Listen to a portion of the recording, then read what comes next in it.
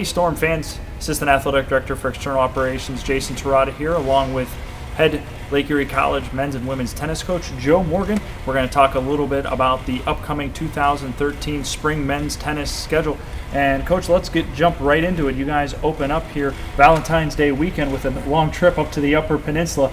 We were talking about this in the office the other day. Unfortunately, it seems to be a trip that you guys have taken quite often so far. Yeah, well, we have experience with this trip, so that part will be kind of an automatic pilot, but we hope the weather's good and we get there safely. But we're encouraged about our season this year. I think the guys are really prepared, fired up. We got some sweet talent this year. I'm really encouraged. So Lake Superior State and Michigan Tech better look out. You guys had a little bit of a non-traditional season in the fall. Some of the new guys then can kind of get some work in there, but one of the standouts in the fall was one of your newcomers in Liam Goldberg. Talk a little bit about his development as a player here, his first year with the program.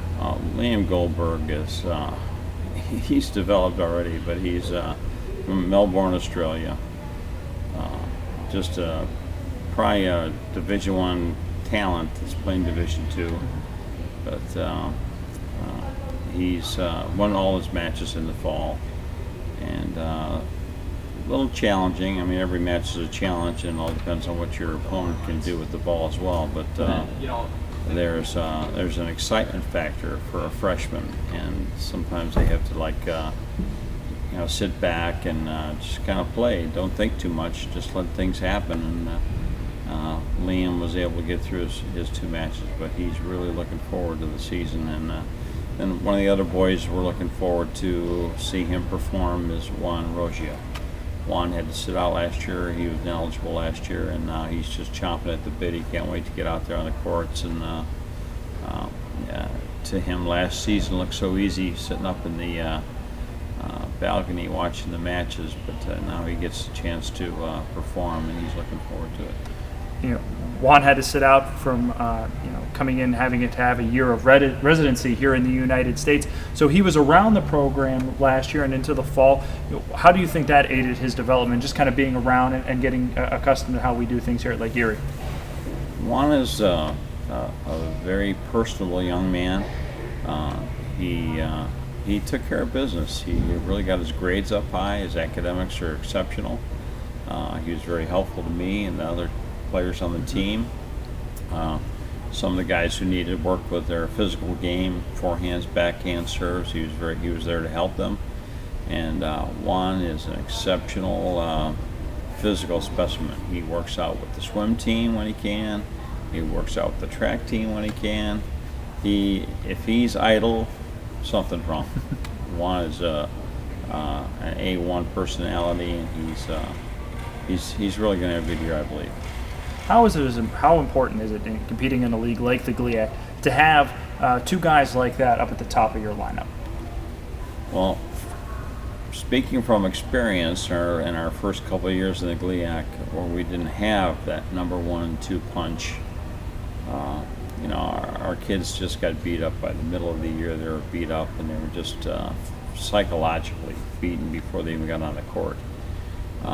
This gives a chance for the guys who should be playing 4, 5, and 6 to be down there where they have an opportunity to compete.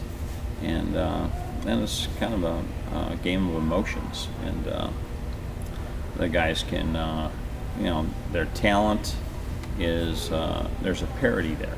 And they got a chance to, exhibit their skills and perform and relax and not worry about, players that are playing against us hitting a winner every other minute. So they're encouraged that they're going to be playing where they belong in the lineup. Our boy at third singles is one of our soccer players as well, Luke Hobbs, and he's also a fine tennis player, and I think Luke's going to do well at 3. So I'm really encouraged this season, and I'm hoping we can land a few more diamonds in the rough. A couple of, mentioned a couple of newcomers within the program, but you also do have a couple of returning veterans who will now slide down a little bit into the lineup and can provide that veteran depth that teams are always talking about. Yeah. We have Corey Meek, played last season, as well as Kyle Odell. who played 2 years before that, and they have experience. They know how to handle themselves on the court. They struggled with playing 1 and 2 and 3 last season, so they're elated at playing where they're at. They really believe they've got an opportunity to win, and that's all I can ask. You want an opportunity to be able to have a shot at where you're in a match where 50% of the outcome is going to be determined by how you play, and the other 50% is going to be determined by how your opponent plays. So they are very excited about competing. Talk about the opponents. The Great Lakes Intercollegiate Athletic Conference is one of the premier conferences in all sports in the NCAA Division II level. So the conference competition is going to be tough, but you kind of build a schedule that includes a lot of non-conference games or matches in the spring.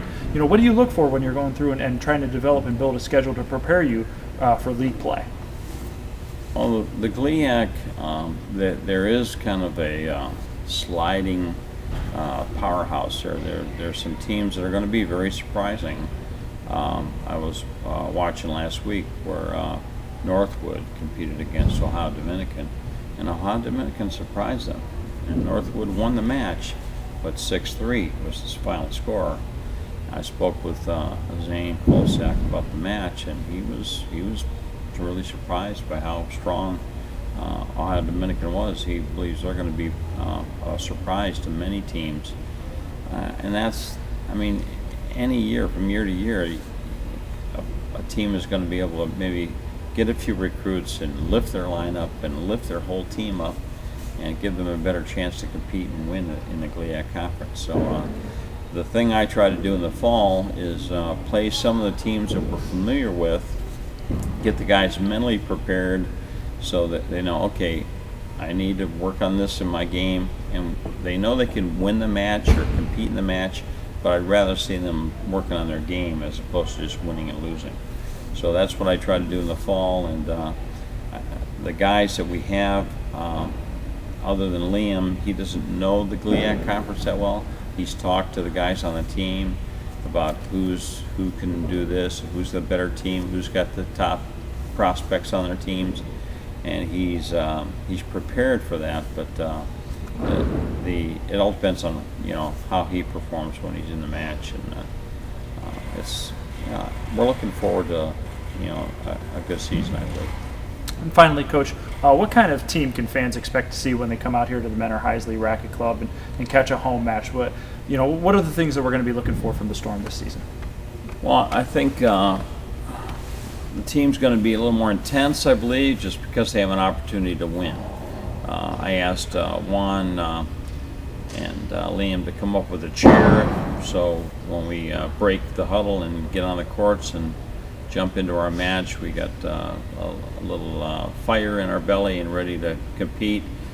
We've got some good physical exchanges going on between the doubles teams, so when they win a point, they kind of proclaim their victory of the point and develop momentum and have good positive chemistry. And their body language is going to be strong, going to be good. So I think all that's going to lead to the excitement of the fans watching our matches. All right. That's head coach Joe Morgan of the Lake Erie College men's and women's tennis teams. The men's spring season starts up February 15th and 16th with a trip to the Upper Peninsula, Lake Superior State, and Michigan Tech. For a complete schedule of all matches, and come check them out here at Menor Heisley Racquet Club, go to LakeErieStorm.com. Coach, thanks for joining us, and good luck this season. Goodbye, Jason.